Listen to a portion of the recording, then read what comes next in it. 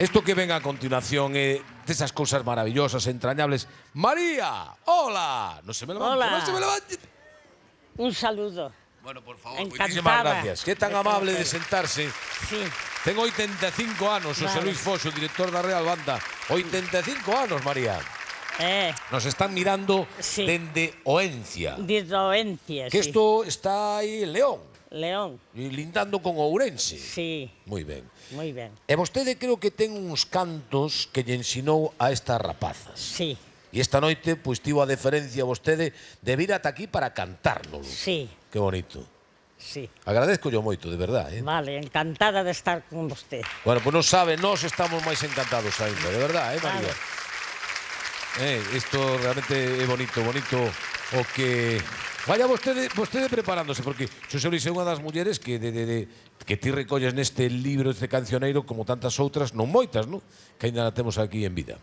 Bueno, a señora María Balboa de Quintana Doencia é unha mestra extraordinaria para novas xeneracións de cantareiras e eu pois quixen facer un homenaxe a esta tradición, a esta xente que transmitiu esa cultura inmaterial e, digamos, traducira neste cancioneiro Doencia e para min é unha honra ter hoxe a señora María aquí como ese documento extraordinario do valor popular. Bueno, pues vamos a afinar, si vos parece, e nos vemos as festas, e a volta das festas, vostede xa está preparada, verdad, Sí. María?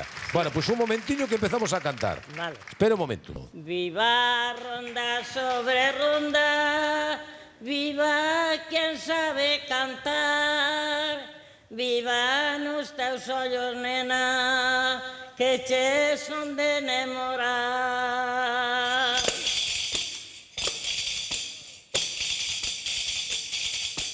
Viva ronda sobre ronda, viva quen sabe rondar, viva os teus ollos, nena, que che son de enamorar.